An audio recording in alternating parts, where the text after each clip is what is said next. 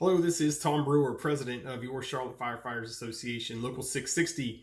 I want to give you a quick update on some things that have been happening, as well as some things that are on the horizon and coming up. Let's start really briefly with a social media post that was made this week on Facebook that talked about brotherhood and how we've lost brotherhood, and Local 660's name was thrown in there too. And I would say this, we can debate the whole brotherhood thing. It's been debated in stations for years, but I would challenge anybody to do this. Before you talk about an individual, keep in mind that when someone reaches out for help or assistance, a lot of these times these matters are personal, and we shouldn't be broadcasting it out for everybody to comment on or to know about. The other thing I would challenge everybody to do, if you're going to talk about an organization or an individual, call them and get their side of the story too. That's part of brotherhood, is getting both sides and understanding that there are two sides to every story. And again, and I say that with the utmost respect for everybody involved, because we've all been guilty of it from time to time. So I challenge us to be better. Again, we from time to time, as we get bigger as a department, as a union, more retirees, more active people, we're apt to miss people from time to time.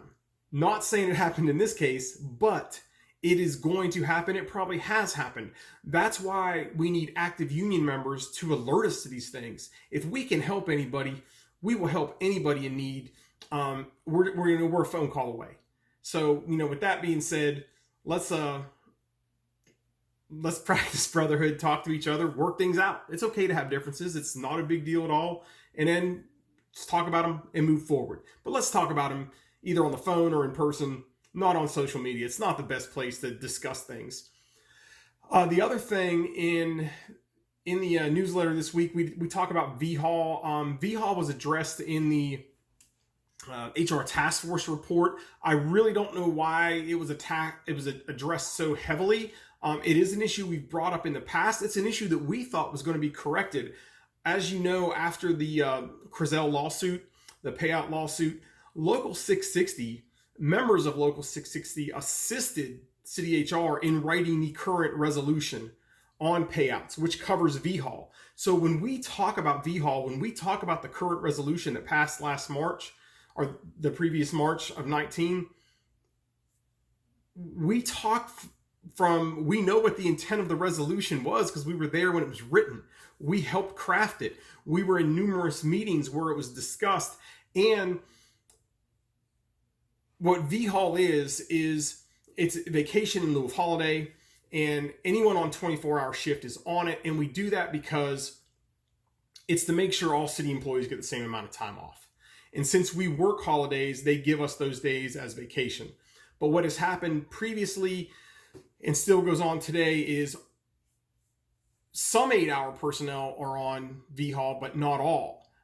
We believe the way it's written, no 8-hour personnel should be on VHall, but we have stated in those meetings, if you want to put them on it, change the resolution, but everybody should be on it because everybody could be called back in. We shouldn't pick and choose who's on VHall and who isn't, because the fire inspectors come back in, alarm personnel come back in, logistics personnel come back in.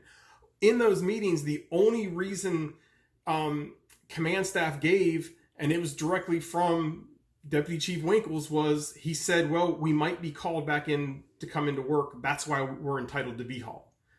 Nowhere in the previous resolution or in the new resolution does it state that.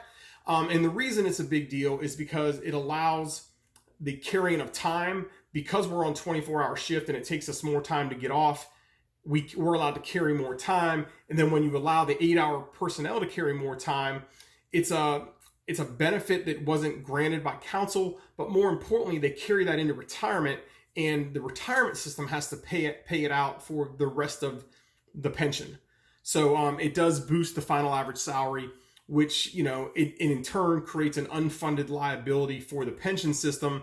And that's what we're looking out for. Now, the one thing I do want to say this, and I want to make this crystal clear, because I've had reports from individuals that have said that they have heard from individuals at the training academy and around the stations that the union is trying to take away a benefit from members. Brothers and sisters, just like in the Brotherhood case, if you want to get the facts, call and get the facts.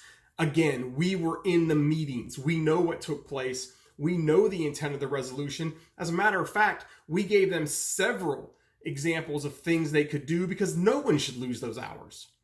So those hours that were earned on a 52-hour work week were earned. They should stay earned. And we're not talking about training captains per se. We're only aware of 2 people in the history of the department that have retired out of the training academy. This is mainly has to do with people who are signed to a 40-hour week and are never coming back to shift work. And so it's usually, in the past, it's the battalion chiefs and above that are assigned to 40 hours. Captains who go to the training academy come back.